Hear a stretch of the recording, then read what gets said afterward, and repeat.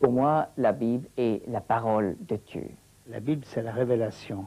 La Bible, c'est la vérité. C'est une marche. C'est une marche des origines, c'est une marche du monde du temps. La Bible, c'est une marche de l'histoire vers l'éternité. C'est un livre qui me parle de Dieu, c'est un livre qui me parle des peuples, qui me parle de l'histoire du monde, mais c'est un livre qui me parle aussi de moi-même, de mon cœur, de mon âme, de mes pensées, de mon cheminement. Je peux dire que je suis façonné par la Bible tout au long de mon existence.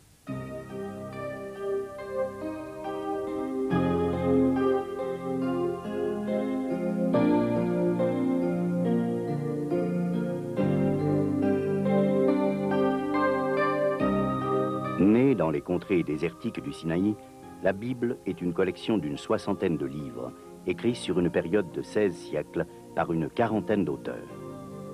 C'est le livre le plus ancien et le plus célèbre, traduit en plus de 2100 langues ou dialectes, lu et étudié par des gens de toute race. Diffusée en entier ou en partie à près d'1 milliard d'exemplaires chaque année, la Bible est le plus grand best-seller jamais sorti de l'imprimerie. Un livre unique dans lequel Dieu se révèle à l'homme.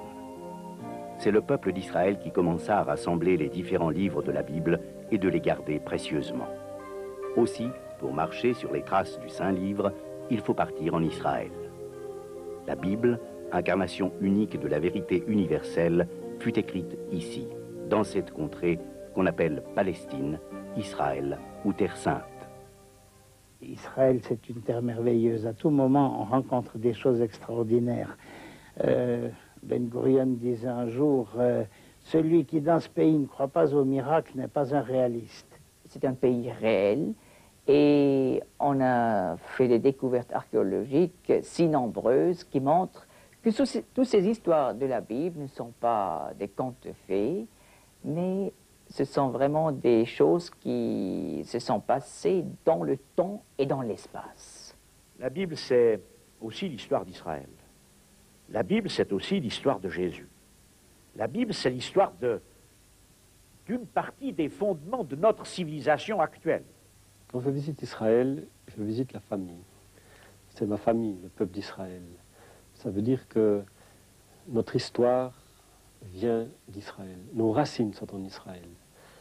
Mais notre futur aussi, puisque Jésus reviendra à Jérusalem. Donc, je visite le frère aîné. Nous sommes les cadets. Et je suis rempli d'émotions, pas forcément parce que Jésus a passé à tel ou tel endroit, qui a peut-être pu changer, mais parce que je suis sur la terre de Dieu, la terre que Dieu a choisie pour y vivre son histoire avec les hommes. Histoire passée, histoire présente, je le crois aussi, mais surtout histoire future. Les premiers reportages nous ont permis de découvrir la passionnante histoire du temple de Jérusalem et les préparatifs de sa reconstruction. Les mystères de l'Arche de l'Alliance qui, semble-t-il, n'est pas complètement perdu. L'attente messianique de plus en plus pressante du peuple juif. Ces reportages ont été réalisés à Jérusalem.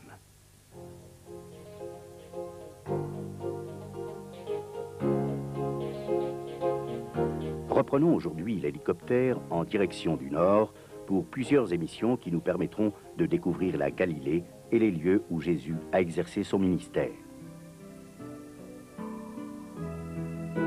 Voici le bord du lac de Tibériade. Ici, en Galilée, il est possible de marcher sur les pas du Christ.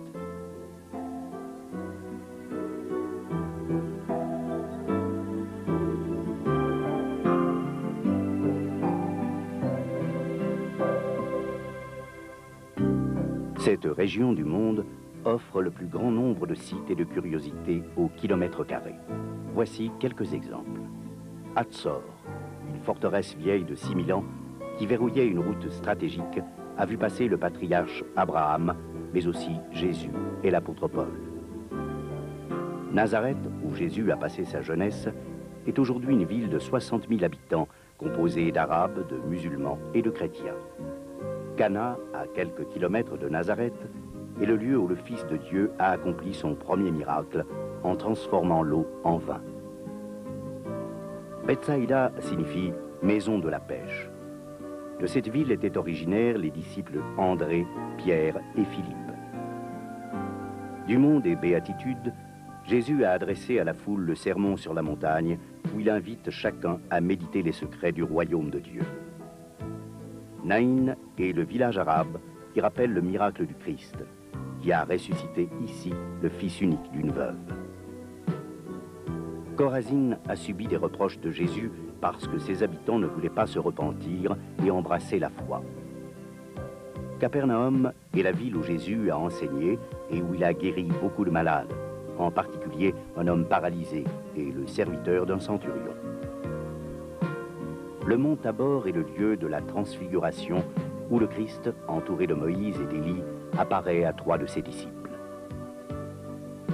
À l'époque du Christ, Magdala était une grande ville d'où était originaire Marie-Madeleine, la pécheresse pardonnée.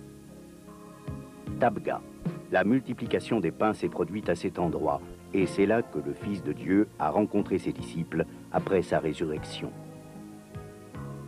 Cette Galilée dont la vie imprègne les paraboles évangéliques, Jésus l'a parcourue, délivrant les possédés, guérissant les malades et annonçant la bonne nouvelle du royaume.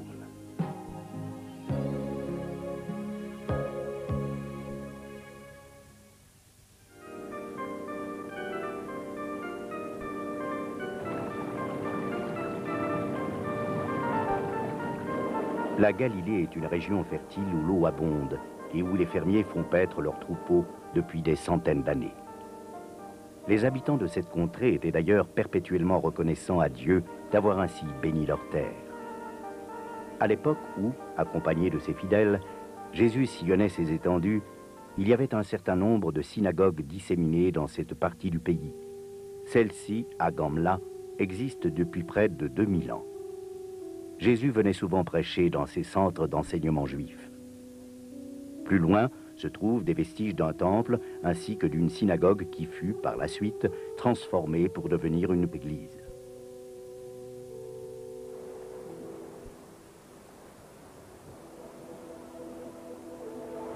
Lorsque Jésus prêchait dans ces diverses synagogues, il soulevait des controverses de plus en plus vives parmi les gens qui discutaient entre eux les différents points.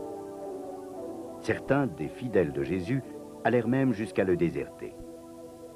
Jésus demanda alors aux 12, « Et vous, ne voulez-vous pas aussi vous en aller ?» Simon-Pierre lui répondit, « Seigneur, à qui irions-nous?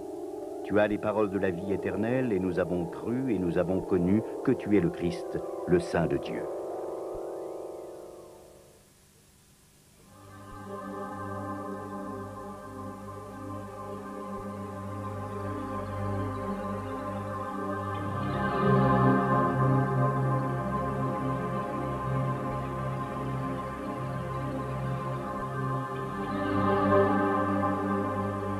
Sur les rives nord du lac, on trouve les vestiges de Chorazine.